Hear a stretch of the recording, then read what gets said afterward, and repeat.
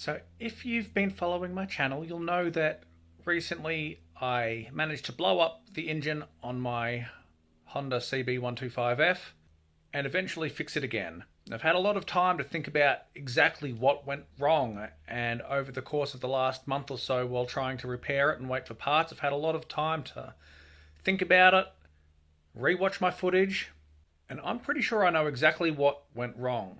So what follows is essentially a clip show from my last half dozen or so videos showing the mistakes I made. If you watch closely, the very first time I reassembled the engine after putting the high compression piston in, I did not align the camshaft properly with the cam sprocket, and I tightened it down with the tab on the cam sprocket misaligned with the groove in the camshaft. And that meant that the timing was already out by, this much.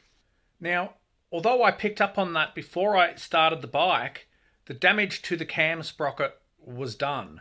I mentioned it in the video saying I heard a noise, thinking that was just the sprocket bedding in. That wasn't the case. That was actually the tab on the cam sprocket bending out of shape. Because it didn't break immediately, I didn't pick up on it, and the engine ran and it idled initially, but because that tab on the sprocket was bent out of shape, when I first put the engine under load by revving it, it instantly skipped out on the camshaft and I bent the exhaust valve. After replacing the exhaust valve and then reassembling the engine for about the third time, the tab on the cam sprocket actually snapped clean off. It sheared, which was a fortunate accident because I would have just repeated the same damage over and over again. But once I replaced the cam sprocket with a brand new one, despite some mild damage on the camshaft, the bike eventually ran and rode again. Here is the shortened version of that process to save you going back and watching 5 or 6 half-hour videos. I've cut it down to about 18 minutes. Enjoy!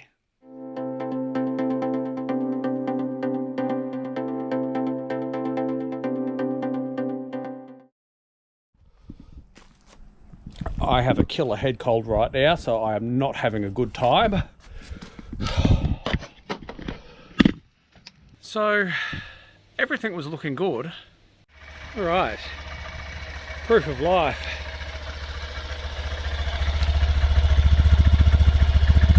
Until this happened. I just blew up my motor. The timing sprocket and the timing chain are all loosely adjusted.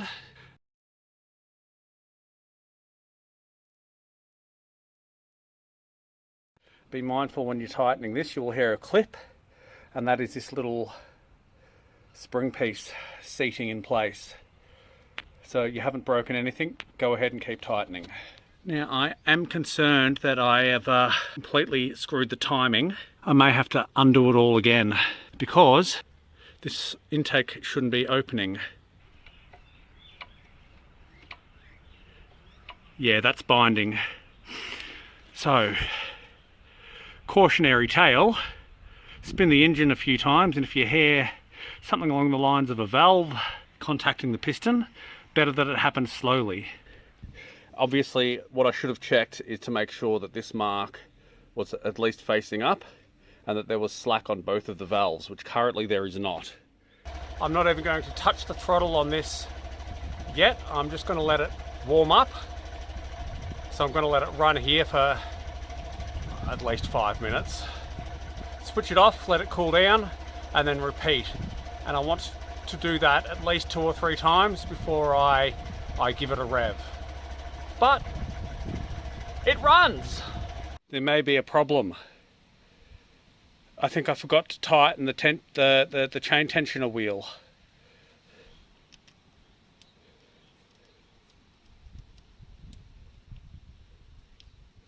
This is a problem. Yeah, that's not good. That is not good at all. I can't leave it like this. There's always one thing. I'm going to have to get back into the engine, which means stripping it all down again, taking the whole thing apart, just to tighten that up, and I cannot believe I forgot to do that.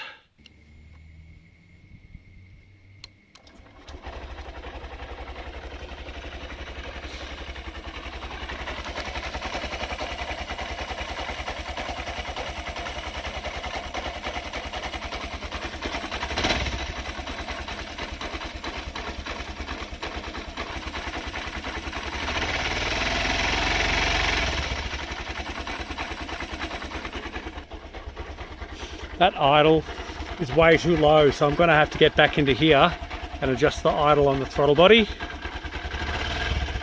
I'm really happy with the way that's idling now. I had to take the entire throttle body off to adjust the idle control valve, so yeah, you got to gas and hope you get it right. The engine's definitely making a slightly different noise, but if I very gently do this,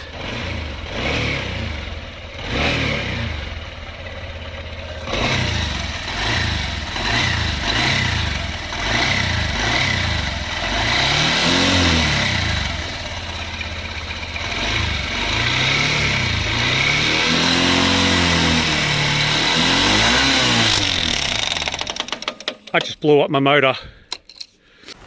My theory is very simple. If the bike's broken, it'll be just as broken when I crank it over as it was last time. But if I fixed it, well then that's a bonus and I didn't have to dig any deeper. What we have here is an incredibly loose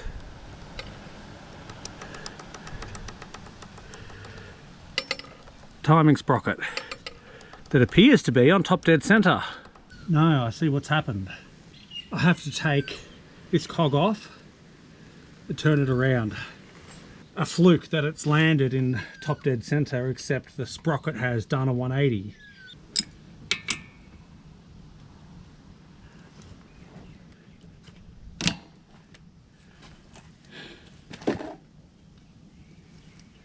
Okay. This has been torqued to 30 foot-pounds. It is apparently in top dead center.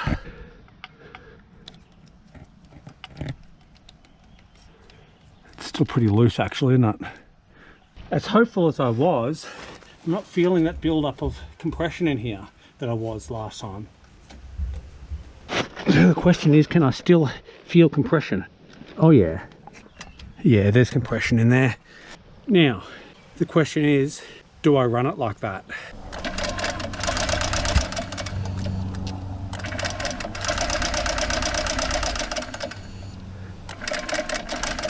Yep, the valves are definitely f***ed. That was worth a shot, I'll admit. But you can definitely hear there's something wrong with the valves there. I'll need to find a new base gasket before I do much else. The piston head looks undamaged. So I think the ultimate question is going to be, what state are these valves in? And look at that. To me, that looks like a bent exhaust valve. That would explain our compression problem. Oh, can you even see that? I'll hold this up to the light. It's bent so badly, it's very clearly light shining through there. What we can see here is not seated properly. So we're just going to try and very carefully push it out. Now, I'm not seeing any actual damage to the valve itself, but so far as I can see, where it's bent is right at the top here.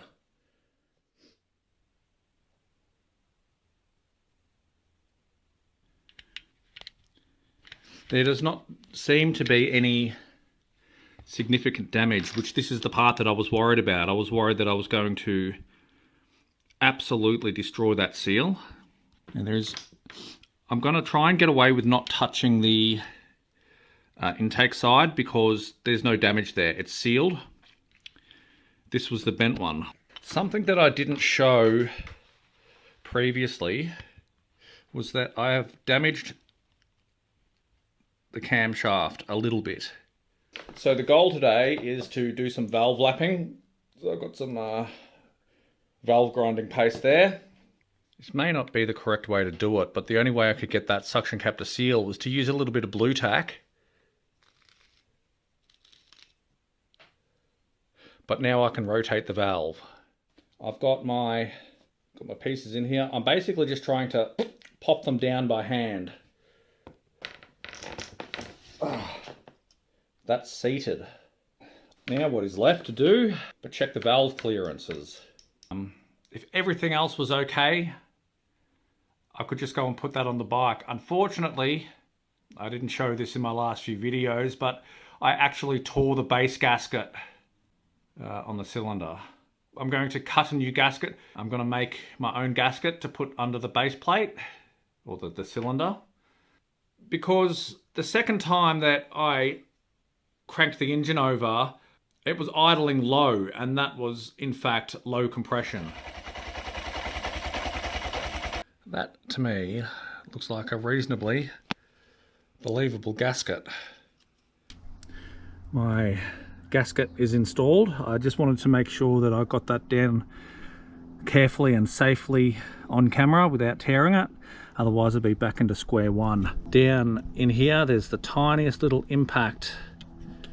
I am electing to send it because it is not rough, it is not burred.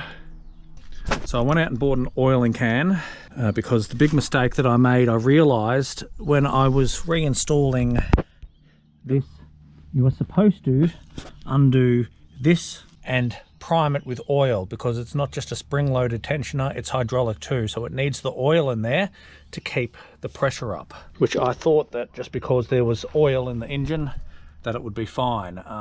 No, that this is not the case.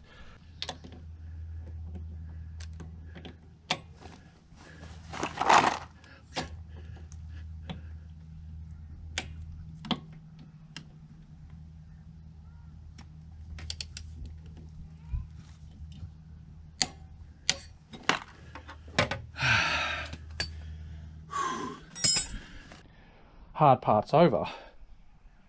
We now get to rotate it by hand and see what comes out.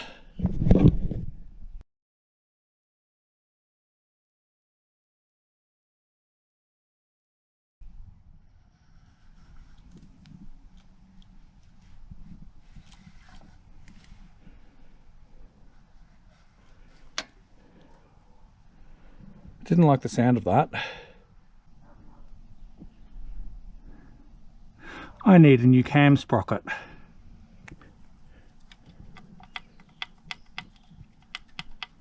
That's not going to end well, is it? So as we can see here, this tab completely broken off. What I have is a brand new cam sprocket. There's the old one. There's the new one.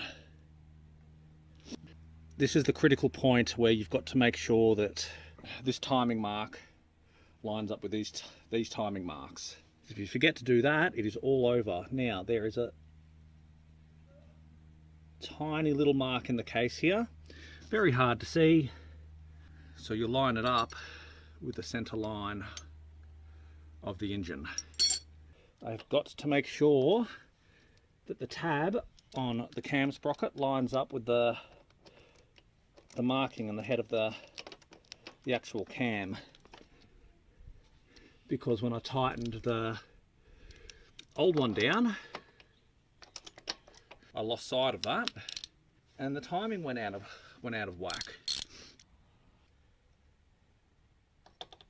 We're ramping up the torque this time. Perfect. Now the correct torque for this is 27 Newton meters. This massive torque wrench is set to 30 because that's the smallest it goes. Now here's where I made the mistake my first time around. Okay, let's just double check that. Do you see a very, very, very subtle mark here? That's what we're lining up with. It looks out on the camera angle there, but just a little bit of faith that that's lined up properly. Do you see that valley in there? I'll rock it backwards and forwards. There we go. That is all lined up because that tab is seated, but our chain is still way too loose because of course we don't have anything in there. I'm putting all my hopes and dreams into this. I would have felt a lot better if I had a replacement rubber bung.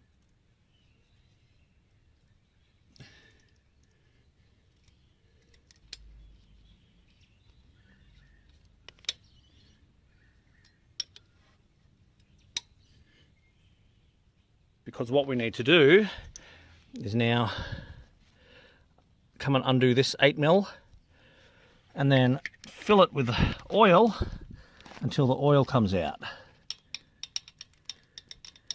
Now there is another copper crush gasket behind here, so do be mindful of that, don't lose it. 4 cubic centimeters of oil minimum, the book says. We are just going to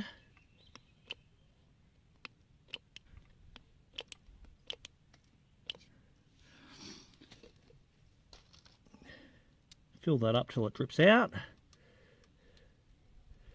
Now, I honestly believe that the mistake I made the first time around was assuming that because there was oil in the block, that it would be enough to pressurize the cam chain tensioner.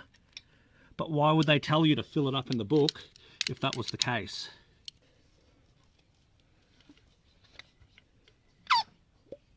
There is definitely compression. Did you hear that? I've got my finger over the spark plug hole.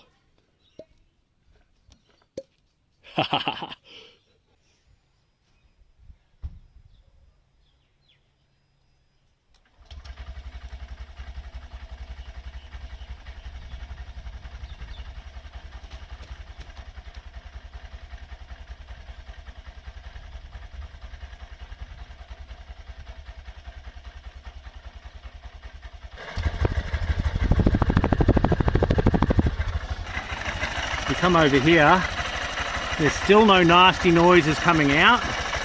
My custom gasket seems to be holding up so far. So this is the third start.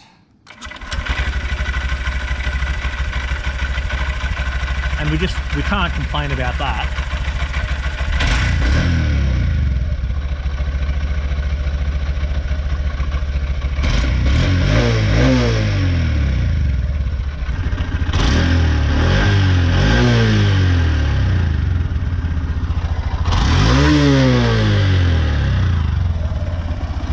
That smoke that's coming out of the vent here, that's just assembly oil. But I can rev the bike like this and it's not blowing up. So after getting the engine running after over a month last night, this morning I ran it through one more heat cycle. I changed the oil, adjusted the chain, ran it through another heat cycle. So it's been sitting for about an hour now. I rode it around the yard a few times, but now it's time to take it out in its first proper road test, and we'll see how my repairs are holding up. But also, this is the first impressions of riding the bike with the Yuminashi high compression piston.